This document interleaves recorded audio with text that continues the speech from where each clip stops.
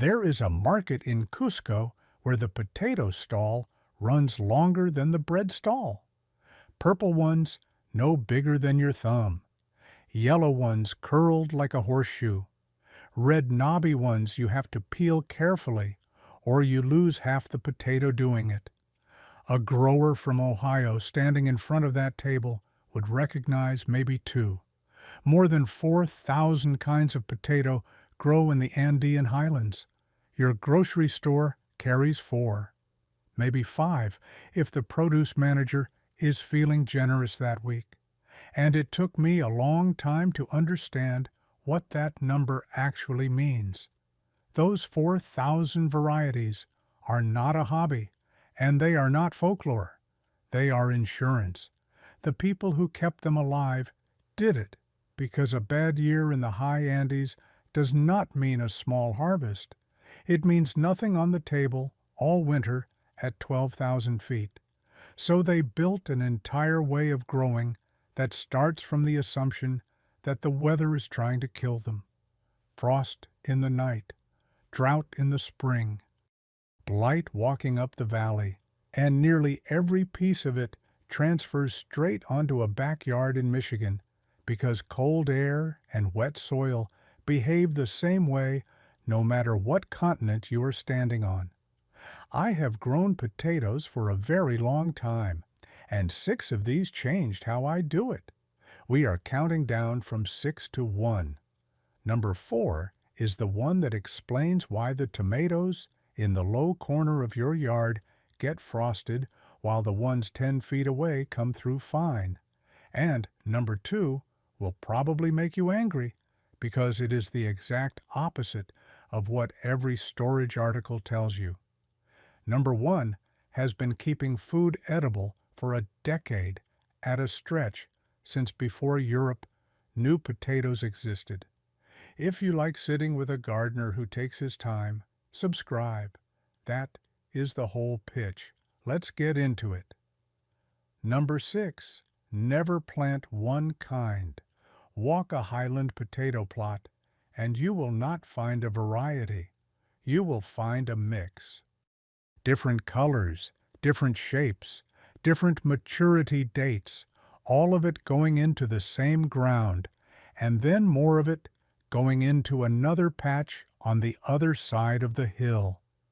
The International Potato Center in Lima, which holds the largest potato collection on Earth at over 7,000 accessions, describes the ancestral practice plainly. Do not put the eggs in one basket. Plant a spread of varieties across scattered plots. Now, here is what modern pathology says about that habit. Late blight does not treat all potatoes the same.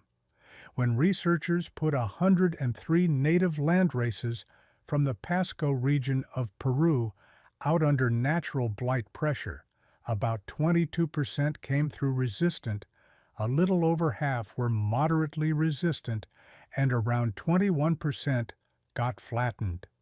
Same disease, same field. A single variety plot has one response to blight, and that response is either lucky or it is a total loss. A mixed plot has a dozen responses, and the disease has to work for every one of them. Frost sorts them the same way. Different genotypes bulk up their tubers at different speeds, so an early frost catches one variety with nothing under the ground and another with most of its crop already sized. So, for your garden, stop buying 10 pounds of one-seed potato. Buy 3 kinds with 3 different maturity windows. An early like Red Norland, something mid-season, and one late keeper. Put them in different beds rather than one long row, and if you have a low corner and a high corner, split them across both. You will lose the arithmetic of a single perfect variety and gain something better, which is that no single bad week can take the whole crop. Number 5, give the ground a real rest. That same body of work on Andean farming mentions a rotation length that stops most American gardeners cold. 8 years. A plot gets planted, then it gets left alone long enough that whatever bacteria, virus, or nematode built up in there dies out for lack of a host. 8 years, in a backyard with 4 raised beds. I am not going to pretend that is workable, and this is where I part ways with the romance of it. But the reason behind the 8 years is worth everything, and the reason is that potato problems live in the dirt. Verticillium wilt, scab, root knot nematodes, the blight riding on a tuber you failed to dig out last fall. None of that blows away over the winter. It sits there waiting for another nightshade, which is the part people miss. Not another potato, another nightshade. Tomatoes, peppers, eggplant, and the volunteer nightshade weeds in the fence line all feed the same soil pathogens. I have watched a gardener rotate potatoes into last year's tomato bed, call it rotation, and wonder why the scab got worse. 3 years minimum before any nightshade comes back to a bed. 4 is better. And dig out every single tuber in the fall, including the marble-sized ones you would normally leave, because a volunteer potato coming up in April is a green bridge that carries last year's disease into this year's crop. Number 4. The Andeans figured out that cold air is a liquid. Out on the plain near Lake Titicaca, there are fields that look like ridges of soil separated by long water channels. Waru Waru in Aymara. They date back to around 300 years before Christ, and communities around Puno have been rebuilding them in the last few decades because they still work. The mounds sit about 20 inches above the channels. Water fills the low ground between them. Researchers working raised field sites in the Bolivian altiplano at around 12,500 feet measured the soil on top of those mounds at roughly 2 degrees Fahrenheit warmer than the flat ground beside them on a frost night. 2 degrees does not sound like a miracle, and I am not going to sell it as one. But 2 degrees is exactly the margin between 29 and 31, and every gardener listening knows what that margin is worth in the last week of the season. 2 things are happening. The water in those channels soaks up sun all day and gives it back slowly all night, because water holds heat far better than dry soil does. And the second thing matters more than the first. Cold air is dense. It behaves like water poured on a slope.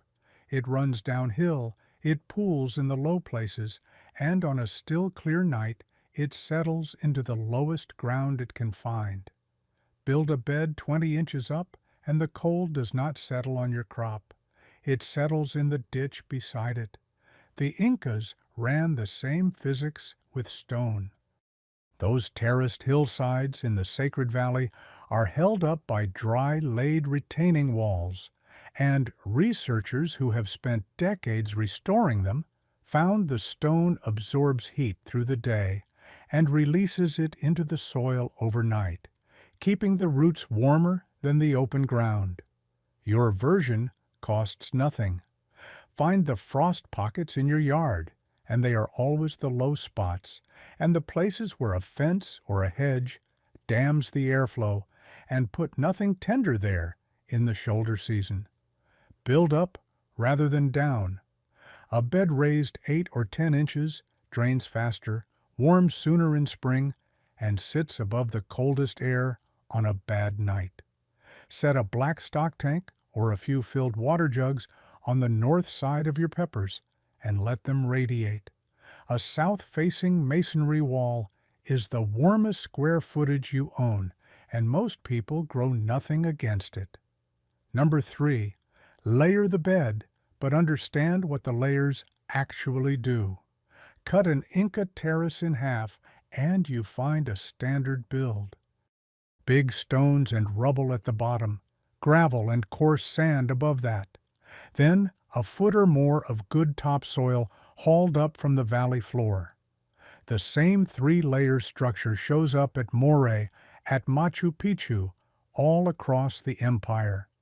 Rain falls through the fine soil, hits progressively coarser material, and gets carried away faster and faster until it reaches the broken stone and escapes sideways through the joints in the dry-laid wall. The terrace drains itself. That is why those walls are still standing after downpours that would liquefy an ordinary earthbank. Now, here is the part where the old wisdom gets misapplied, and I have done it myself, so I am not throwing stones.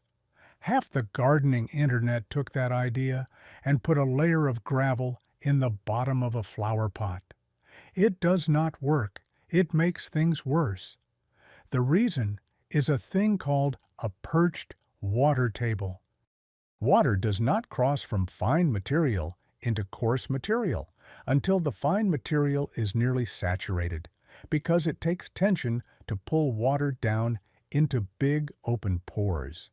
So, gravel in a closed pot does not drain your soil. It creates a soggy zone right above the gravel that sits there, and it raises the wet layer closer to your roots than if you had just filled the pot with soil. What made the terrace work is not the layers. It is the fact that the water had somewhere to go. There was an outlet, a slope, and a wall with open joints for the water to leave through. So, take the principle and skip the ritual. Build up rather than down, and give the water an exit. Uniform soil the whole way in any container. Potatoes hate wet feet more than almost anything you can grow, and scab and rot both start in ground that stays saturated after a hard rain. Number 2, store your seed potatoes in the light, on purpose. Every article you have ever read says a dark, cool place. Cellar, paper bag, no light. And for the potatoes you intend to eat, that is exactly right. For seed, the Andes went the other way, and the International Potato Center built a whole low-cost method out of it. Diffused light storage, shallow trays stacked in an open-sided shed, or a porch, or a veranda, with plenty of indirect light and good airflow. No refrigeration. What happens is this. Light suppresses the long, white, leggy sprouts. Instead, the tuber puts out short, firm, dark green sprouts, several of them per potato, because the light also breaks the apical dominance where one sprout on the end of the tuber hogs everything. More sprouts means more stems, and a potato is a stem tuber, so more stems means more places for the crop to form. Farmers using it hold seed at ordinary room temperature for 5 to 7 months instead of a few weeks, with less weight loss and less rot, since you can see every tuber in the tray and pull a bad one before it takes the neighbors. Field reports from the programs that spread the method put the yield gains somewhere in the range of 15 to 30%, and by the mid-80s, thousands of farmers across 16 countries had adopted it, mostly building their own versions out of whatever was on hand. Now the hard part, and I want to be very clear about it, because this is food. Those potatoes turn green. Light makes chlorophyll, which is harmless on its own, but light also drives up glycoalkaloids in the tuber, mainly solanine and chaconine, and those are not harmless. They concentrate in the skin, in the green flesh just under it, in the eyes, and in the sprouts. Cooking does not destroy them. Boiling, baking, and frying all leave them intact. Michigan State Extension recommends throwing out green-skinned and sprouted potatoes rather than eating around them. So, a diffused light tray is for seed only. Label it. Keep it away from the kitchen, Keep it away from the grandkids, and do not save the leftovers for supper in March.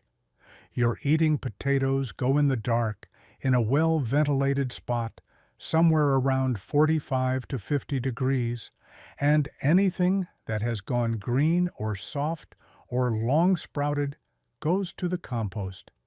If that one changed how you are going to handle your seed next spring, tap the like. It is about the only thing that helps an old gardener get found.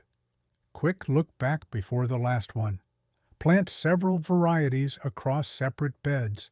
Keep every nightshade out of a bed for 3 or 4 years. Build up out of the frost pocket and let water and stone hold your heat. Give drainage an exit instead of layering gravel in a pot. And split your storage in 2, dark for eating, light for seed. Number 1. The harvest that outlives the gardener. In the high country, after harvest, families spread potatoes out on the open ground and leave them there. Night temperatures at that altitude run well below freezing even in the middle of summer, so the tubers freeze solid. In the morning, the sun comes up hard and thin, and they thaw. Then the family walks barefoot over them, pressing out the water and rubbing off the skins, freeze, trample, dry. Then again the next night, and the next, 3 or 4 cycles, until what is left is a hard, chalky, almost weightless disk. Chuño, from the Quechua word chuño. Black if it dries in the sun with the skins on, white if it gets washed and soaked in cold running water first. It keeps for years, 10, 20, without a refrigerator anywhere in the story. And the science of it is not folklore at all. It is freeze-drying, which industry did not formalize until the early 1900s. The freeze-thaw cycle ruptures the cell walls so the water inside can escape instead of staying locked in the tissue. The trampling squeezes that free water out. The thin, dry, high-altitude air takes the rest. What is left holds so little moisture that bacteria, yeast, and mold have nothing to work with, and food does not spoil where there is no water to spoil in. It moved an empire too. Archaeologists digging at Tambo Viejo on the arid Peruvian coast recently pulled 2 chuño out of a jar set into a floor, roughly 500 years old, published in the Journal of Field Archaeology. Chuño can only be made up in the freezing highlands, so finding it down at sea level is physical proof that the Inca were hauling preserved potato across the whole length of the empire. One caution before anybody tries it. Traditional white chuño is often made from bitter potato varieties that are genuinely high in glycoalkaloids, and the long soak in cold water is not a flavor step. It is there to leach the toxins out. Do not attempt that part with green or bitter tubers and a shortcut. What you can steal is the principle that dry food does not rot, and the discipline underneath it, which is that a harvest is only as good as what you do in the 2 weeks after you lift it. Cure your potatoes before storage. Lay them in a single layer, somewhere around 50 to 60 degrees with damp air and no sun for a week or 2, and the skins toughen up and the small nicks heal over. Skip curing, and every scratch from the fork is an open door for rot in November. So, there is the cheat sheet. Buy 3 varieties instead of 1 and split them across beds. Keep nightshades off a bed for 3 to 4 years and dig out every last tuber in the fall. Build your beds up and out of the low ground and put thermal mass where the frost bites. Give water an exit instead of layering gravel in a pot. Seed goes in the light, food goes in the dark, and nothing green ever goes on a plate. Cure the crop for a week or 2 before it goes into storage. None of that is new.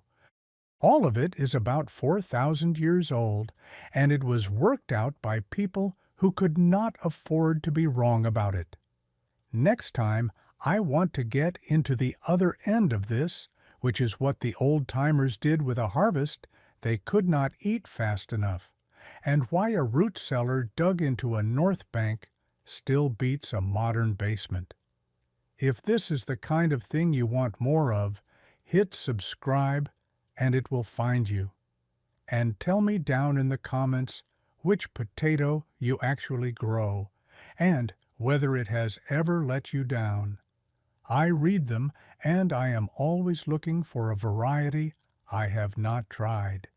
See you in the garden.